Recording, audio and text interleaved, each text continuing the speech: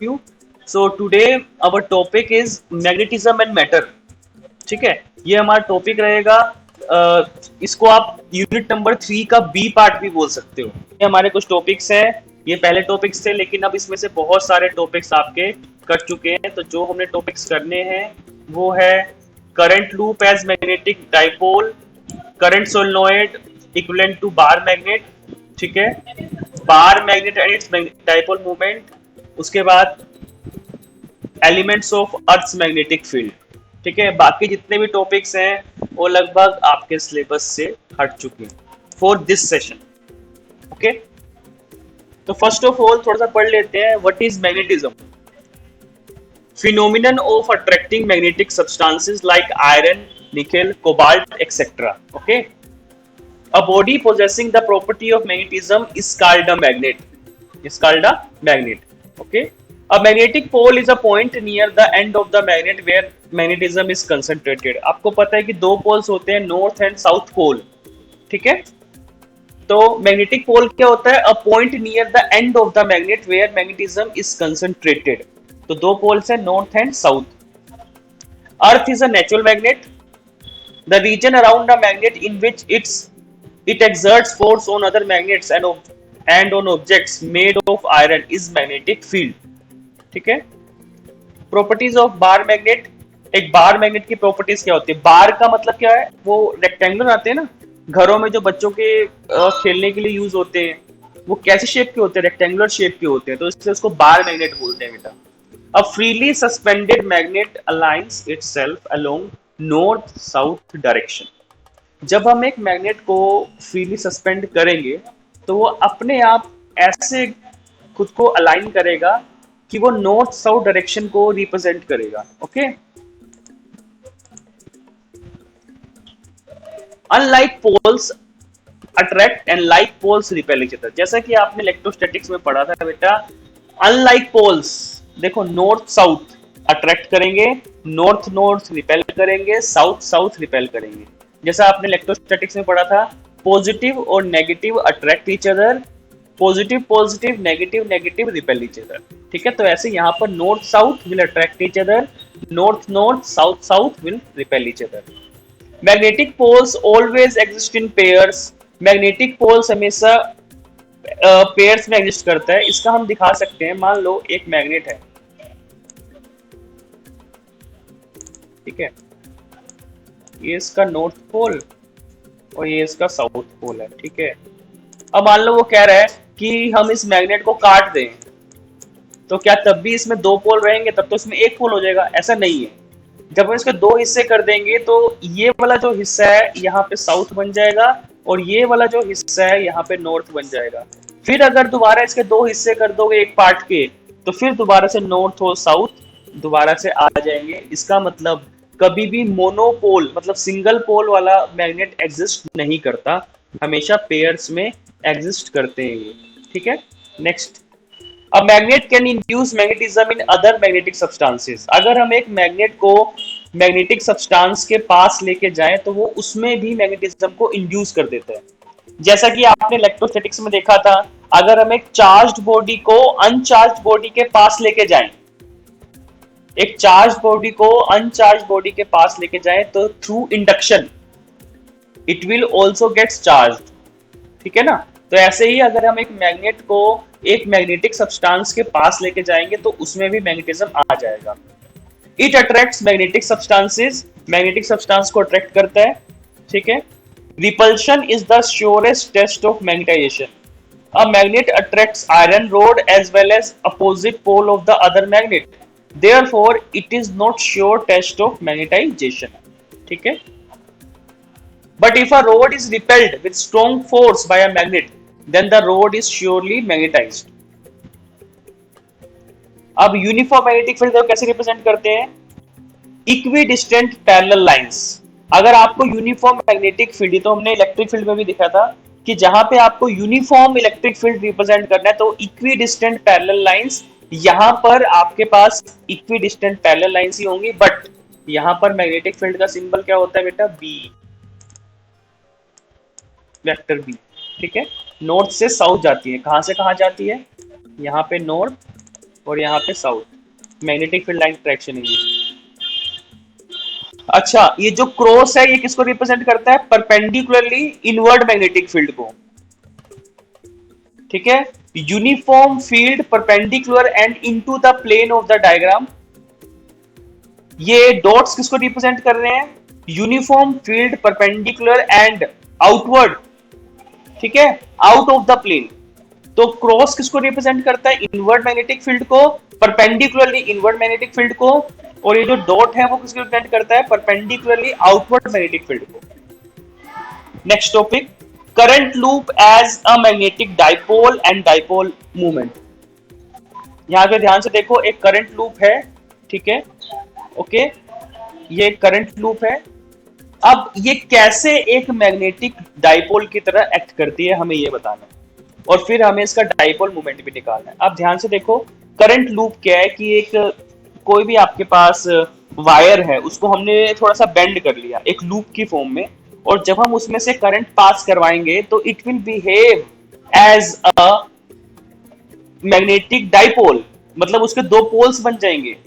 कैसे? It will become magnetize. आपने 10th में पढ़ा है इलेक्ट्रोमैग्नेटिज्म।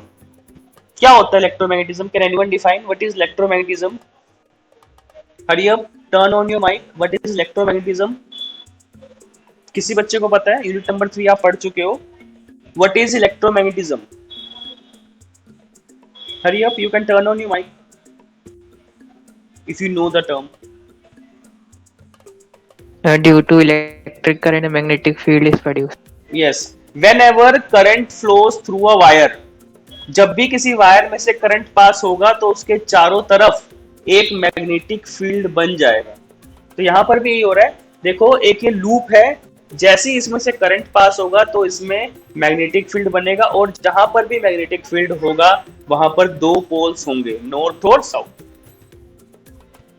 ठीक है। अब ये कैसे जा रहा है बेटा?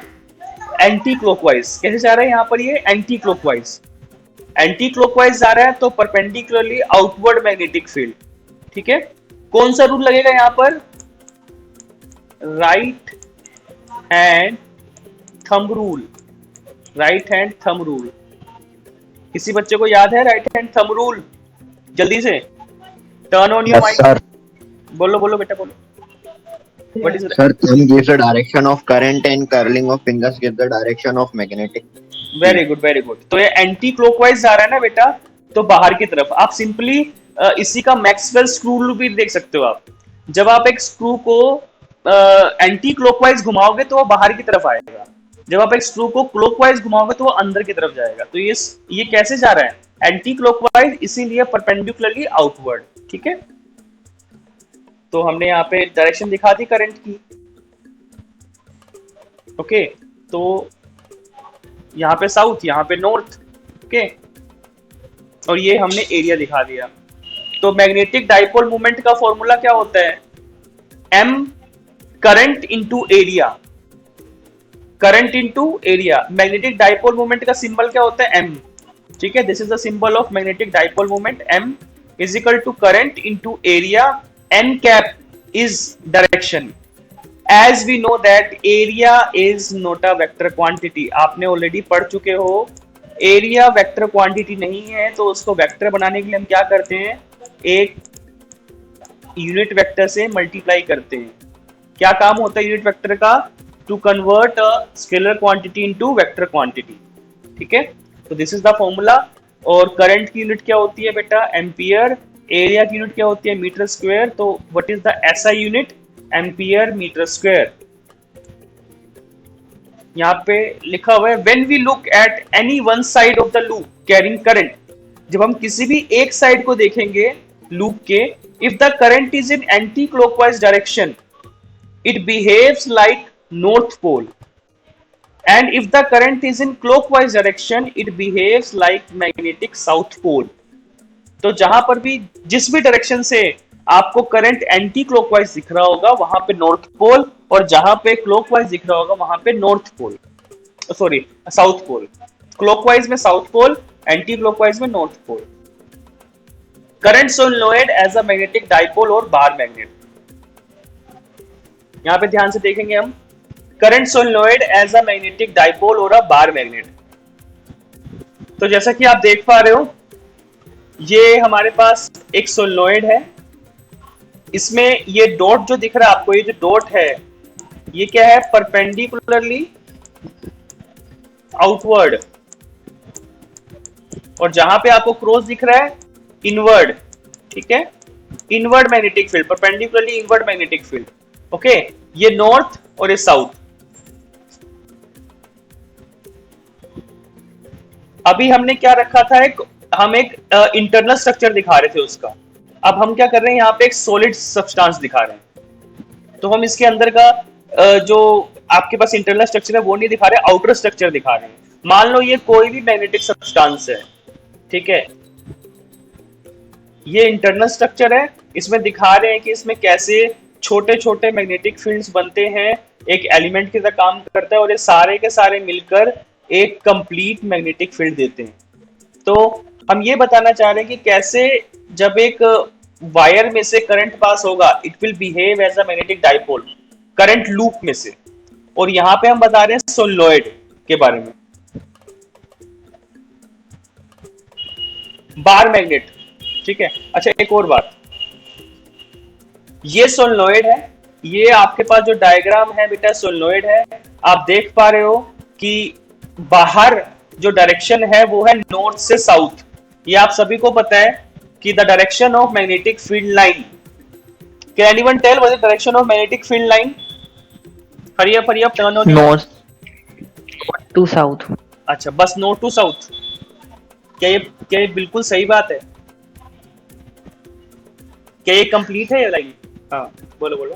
Sir originated from north end क्या end into south. No no no, एक लाइन और जुड़ेगी इसमें। Can anyone add it? North to south outside the magnet and south Yes. to north inside the yes yes yes बेटा, तो you have to understand this. Outside the magnet होती है north से south, inside the magnet होती है कहां से कहां, साउथ से north, and that is why magnetic field lines are continuous. इस बार अगर PT1 दिया होगा आपने तो उसमें क्वेश्चन आया था कि इलेक्ट्रिक फील्ड डिसकंटिन्यूअस होता है, ठीक है, लेकिन जो मैग्नेटिक फील्ड लाइंस है वो कंटिन्यूअस है, बिकॉज नॉर्थ से पहले साउथ पे जाएंगी, फिर अंदर मैग्नेट के अंदर साउथ से नॉर्थ जाएंगी। तो आप देख भी पा रहे हो ना, ये नॉर्थ है, नॉर्थ से साउथ जा रहा है, ठीक है, लेकिन जब हम इसके अंदर की बात करेंगे अंदर, तो यहाँ पे कहां से जा रहा है, साउथ से नॉर्थ जा रहा है, आप देख पा रहे हो, ठीक है। ये तो है सोलेनोइड का।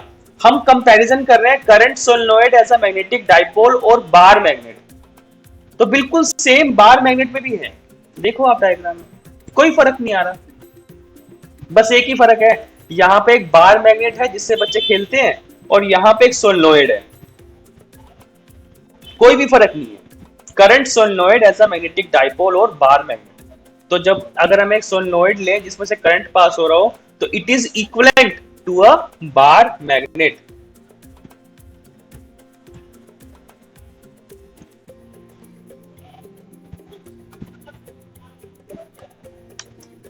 यहां पर बार मैग्नेट क्या होता है, the line joining the poles of the magnet is called magnetic axis.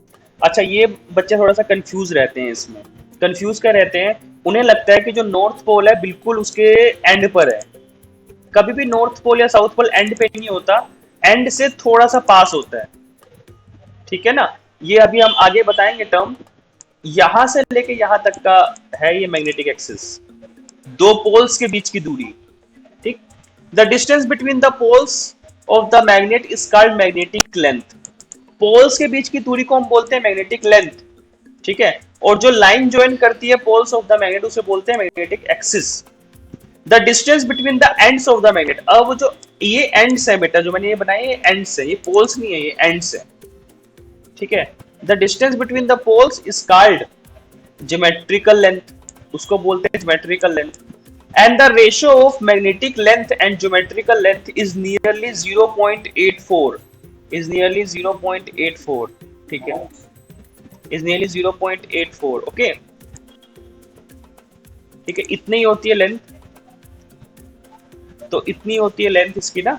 तो इसका मतलब ये क्लियरली दिख रहा है कि जो मैग्नेटिक लेंथ है वो ज्योमेट्रिकल लेंथ से छोटी होती है, आप देख पा रहे, ठीक है। मैग्नेटिक लेंथ ज्योमेट्रिकल लेंथ से छोटी होती है और लगभग 0.84, ओके।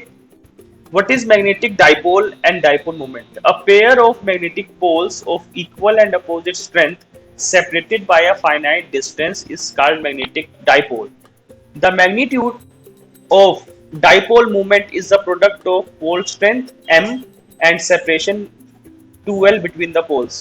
तो अब ये ध्यान रखना, अभी आप कहोगे सर आपने पीछे भी एक और फॉर्मूला पढ़ाया था, vector m is equal to I current into area, यही पढ़ाया था मैंने अभी, ठीक है। ये एक और फॉर्मूला है और आपको कुछ याद आ रहा होगा, इलेक्ट्रिक डाइपोल मोमेंट, किसी बच्चे को याद है उसका फॉर्मूला इलेक्ट्रिक डाइपोल मोमेंट का? किसी बच्चे को? 2ql। बस बिल्कुल 2ql, q इंटू 2l बेटा, q इंटू 2l ना, ठीक है। तो यहां पर मैग्नेटिक पोल स्ट्रेंथ में m आ गया और वहां पे चार्ज था तो वहां पर q आ गया था, बाकी सब सेम है। तो बेटा vector m magnetic dipole moment के दो फॉर्मूलाज हैं, करंट इनटू एरिया और दूसरा फॉर्मूला है pole strength into distance, okay. और दोनों में यहां पर i कैप आ सकता है, ठीक है। ऐसा यूनिट क्या है? Ampere metre square. The direction of the dipole moment is from south pole to north pole. ये आपने वहां पर भी देखा था, इलेक्ट्रिक डाइपोल मोमेंट की जो डायरेक्शन थी अपोजिट थी इलेक्ट्रिक फील्ड से, ऐसे ही मैग्नेटिक डाइपोल मोमेंट की डायरेक्शन भी अपोजिट है मैग्नेटिक फील्ड से। ये टॉपिक आपको पढ़ने की जरूरत नहीं है, हालांकि थोड़ा सा इसको समझ सकते हैं आगे नेक्स्ट स्टडीज के लिए। अच्छा, मैग्नेटिक फ्लक्स क्या होता है? जैसे कि इलेक्ट्रिक फ्लक्स था, number of lines passing through unit area, उसी तरीके से it is defined as number of magnetic lines of force passing normally through a surface, ठीक है। इसका जो सिंबल होता है वो होता है फाई एम, मैग्नेटिक है ना, या फाई बी भी लिख सकते हो आप, वेक्टर बी डॉट वेक्टर ए।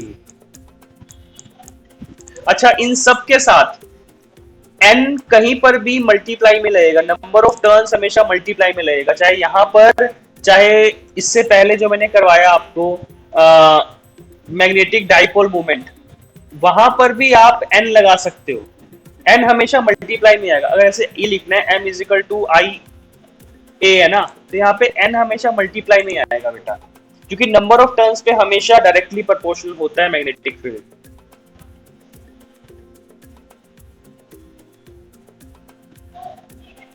ये सब टर्म्स अभी सिलेबस में से हट चुकी हैं, तो आपको ये पढ़ने की जरूरत नहीं है।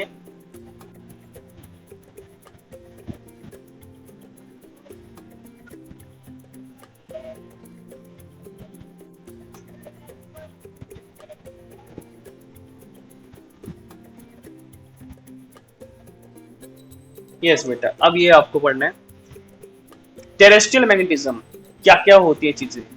Geographic axis is a straight line passing through the geographic poles of the earth. It is the axis of the rotation of the earth. It is also known as polar axis. आप सभी को पता है कि अर्थ एक साथ दो तरह की रोटेशन करती है, ठीक है ना, टू टाइप्स रोटेशन, एक तो सन के चारों और एक अपनी एक्सिस पे। तो किस एक्सिस के अलोंग करती है rotation? It is the axis of rotation of the earth. It is also known as polar axis, मतलब जो नॉर्थ साउथ पोल है ना अर्थ की, ठीक है, उसके अलोंग जो रोटेट करती है उसे कहते हैं geographic axis. Geographic meridian at any place is a vertical plane passing through the geographic north and south poles of the earth, ठीक है। Geographic equator is a great circle on the surface of the earth in a plane perpendicular to the geographic axis, geographic axis के perpendicular, ठीक है। All the points of the geographic equator are at equal distances from the geographic poles. Magnetic axis, उसका reason क्या है? Same distance पे कैसे होंगे? Because एक सर्कल है, सर्कल का रेडियस सेम रहता है, ठीक है।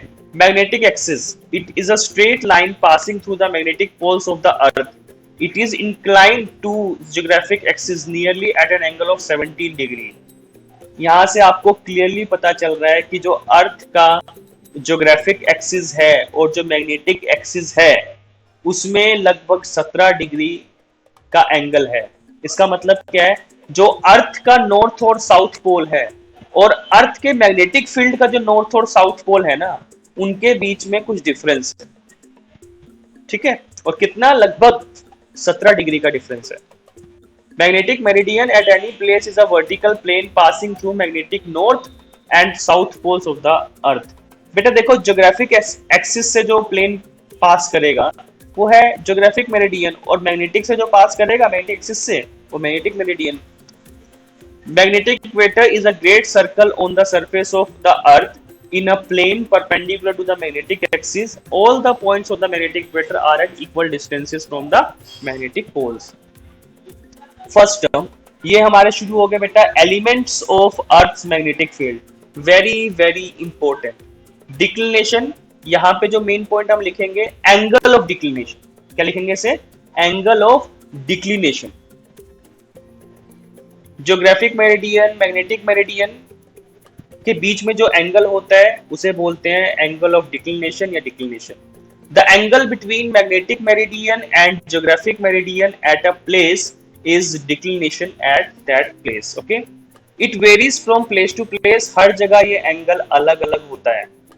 Lines shown on the map through the places that have the same declination are called isogonic line. जैसे आपको पता है जो हमारा जो अर्थ है, ठीक है ना, वो इलिप्टिकल एक तरह से।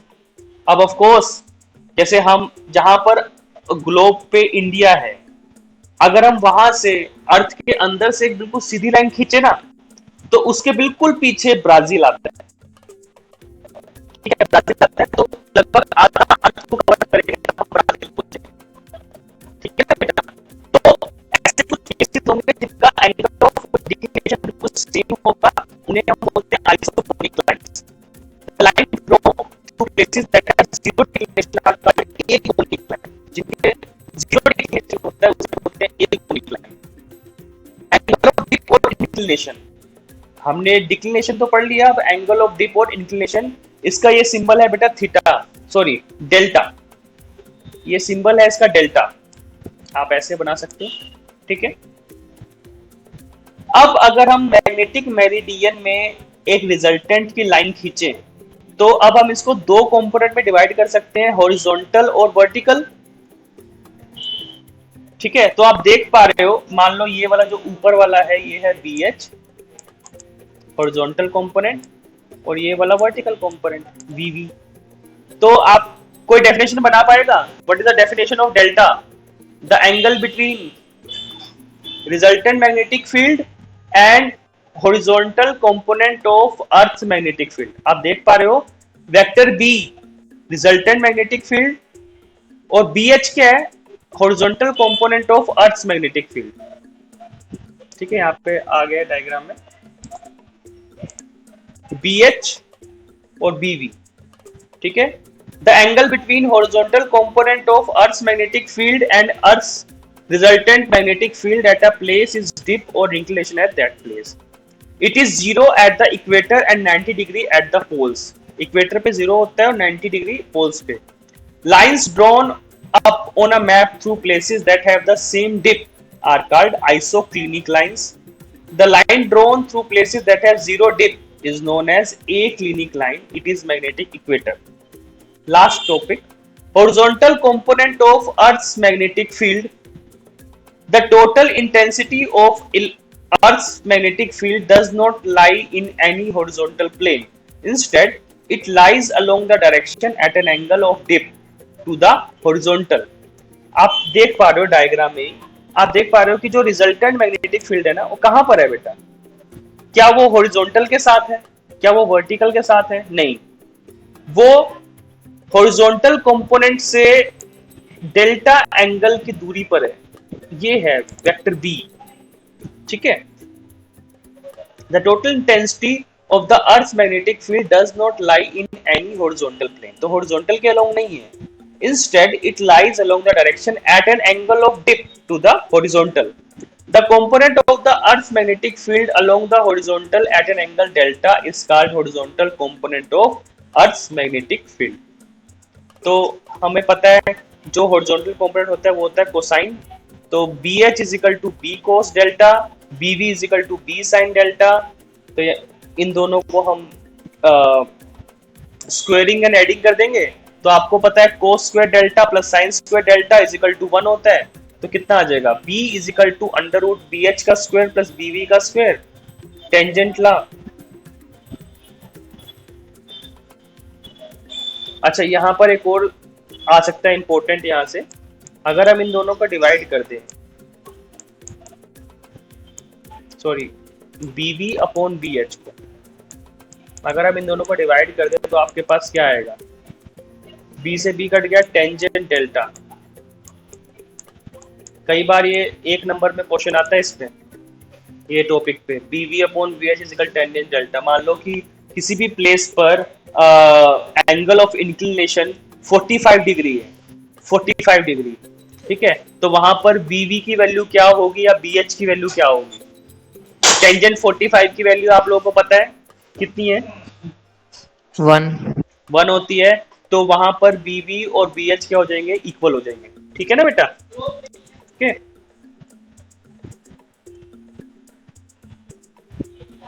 So that's it. ये कुछ टॉपिक्स थे हमारे पास.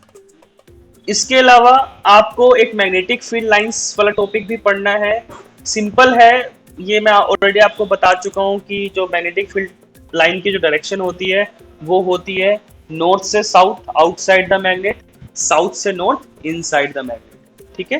बाकी इसकी अगर प्रॉपर्टीज है आपने पहले ही पढ़ रखा है, टॉपिक में आपको नोट्स में भेज दूंगा. ठीक है. So that's it from my side.